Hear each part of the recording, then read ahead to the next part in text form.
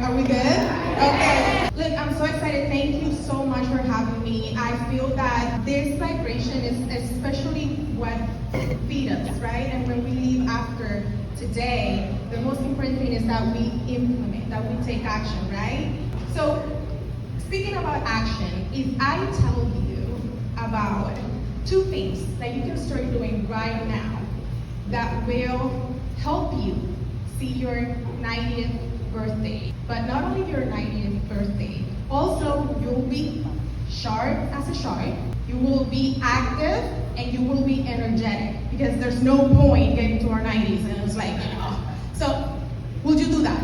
And if I tell you that not only you'll see your 90s, but also you'll have an impact now that will reflect not only in your overall health, in your mood, in your skin, your hair, your energy, even your sex drive. Are we not all of that? Yes? Perfect. So I'm talking about the power of optimizing our brain. And when I say our brain's health, not to be confused with mental health, which speaks more to the emotional side of your well-being.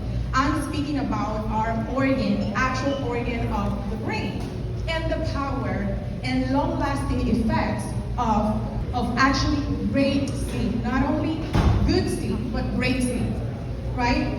And I want to do something with all of us right now.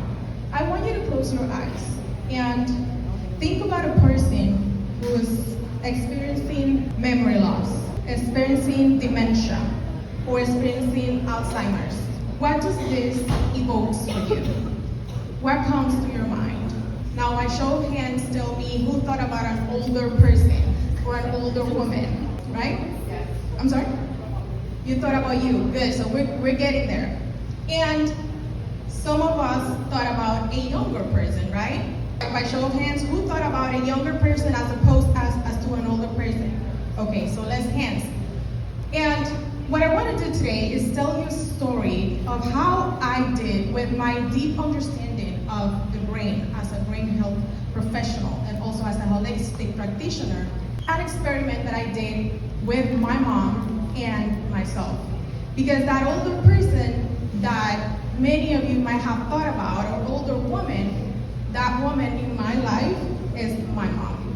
And I remember when she would start exhibiting memory loss. And my mom is not only, her name is Isabel, and she's not only the most important woman in my life, she's the light of my eyes, and I love her so much. So when she started experiencing cognitive decline and memory loss, for me it was such a hard experience, especially because my mom is a cancer survivor. And for her being a cancer survivor and everything that we went through together, that she was already experiencing now memory loss, it felt like insult on top of injury.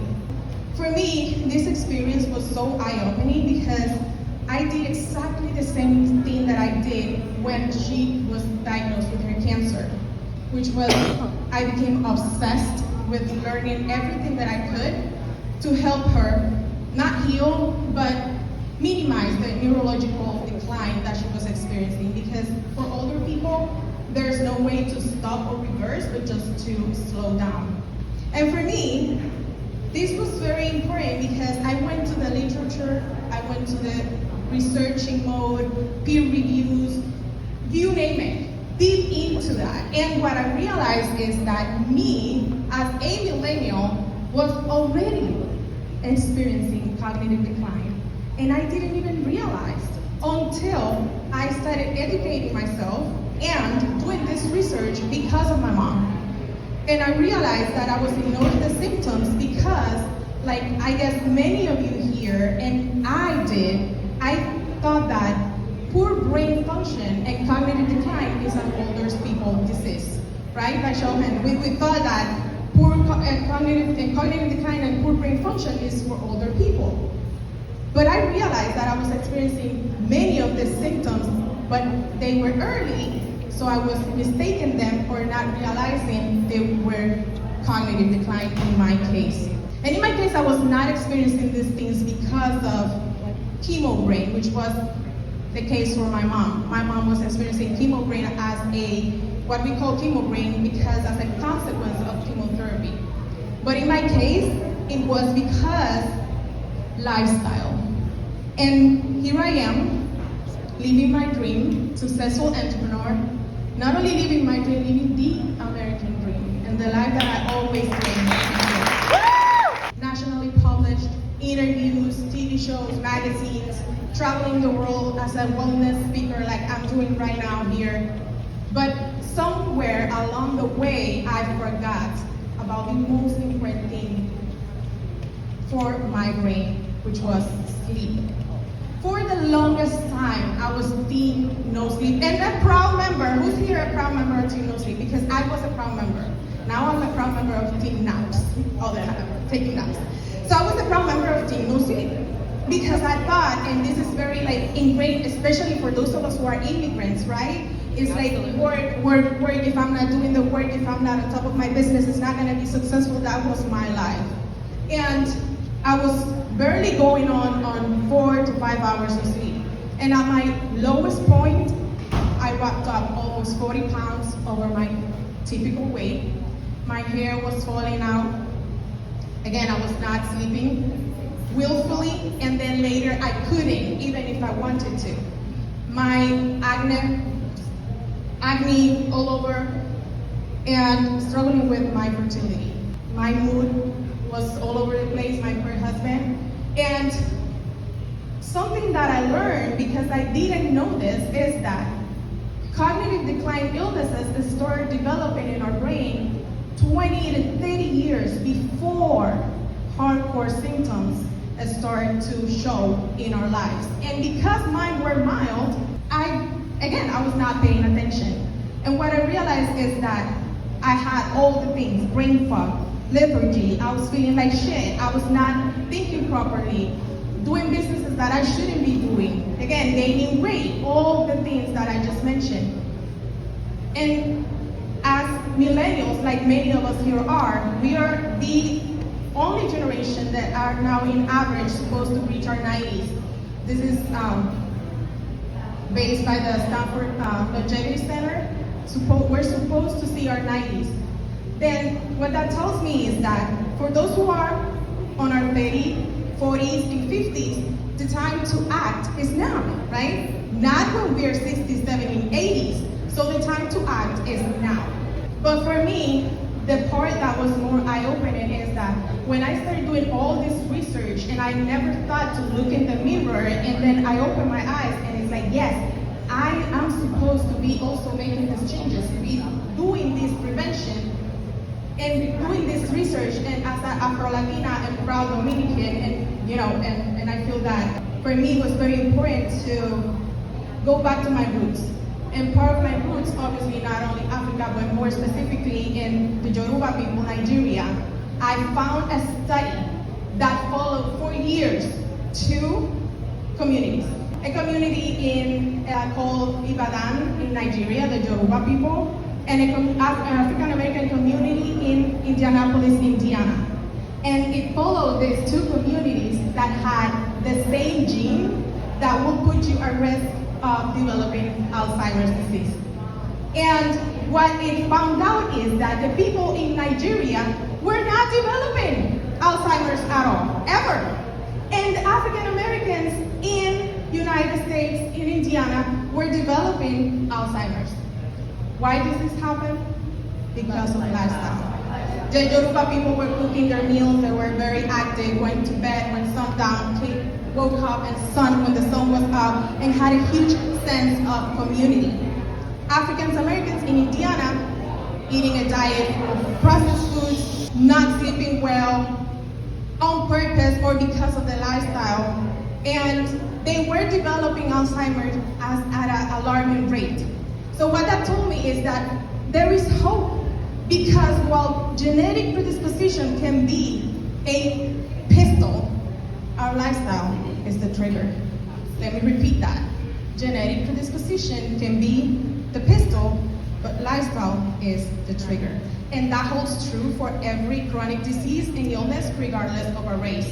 So that told me that not because I'm Afro-Latina, I have more risk of Alzheimer's disease, that is my lifestyle.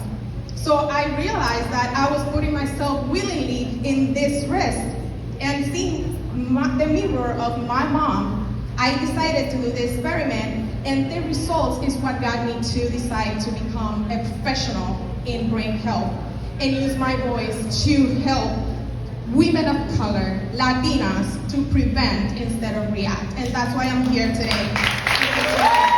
The good thing now, what can we do? So this is the blueprint that I implement for all of us, for my mom and for me. We started to sleep at least 7 to 8 hours, but really great sleep, right? Because resting and sleeping is not the same as resting. Resting, sleeping 7 to 8 hours. And for me, the sweet spot, what I was looking for is actually hitting the REM. REM is rapid eye movement. This is where memories consolidate, what I call the juicy sleep, right? This is where all your brain regenerates. And it typically happens at the latter part of your sleep cycle. And it's ruled by your circadian rhythm, which is your wake-sleep cycle. So if it is all messed up, then we have a problem. Also feeding our brain, because we need good food to feed our brain. Fatty foods like omega, salmon, mackerel, sardines, fiber, prebiotics, probiotics, lots of water, right? And also doing brain exercises and conscious movement. And I am going to do something so special today, but let me tell you about some brain exercises that you can do. Brain exercises. When's the last time you learned a phone number? Because I don't even know my husband's phone number. So, learn a phone number. Go to a route without using GPS. Challenge your brain. Brush your hair with your non-dominant hand. If you're a lefty, brush it with your right. If you're a righty, brush it with your left. The same your teeth. And also, when it comes to conscious movement, I know we did an amazing yoga class. We have done exercises and we love it, but conscious movement that challenge you to learn new steps, because it creates what I call neurogenesis, which is the creation of new neurons in your brain, okay? So I'm going to mix the two of them, and all of you have a stress ball in the form of a brain that I brought as a gift for all of you. And what we're gonna do is start squeezing it with your dominant hand. If you're righty, with your right, start squeezing it. Now squeeze it with your non-dominant hand. It's harder, right? It's quite more challenging, because we're so used to our dominant hand that whatever we do with our, try eating or doing something with your non-dominant hand. So what I want you to do is, to do that, take this with you, this is a gift from me to you, and do this exercise with your non-dominant hand, 1, 2 minutes, 3, at work, at home, commuting, every day, and that will help to exercise your brain. Now, I want us all to stand up and mix brain exercise with movement, and we're going to dance to the beat of this music.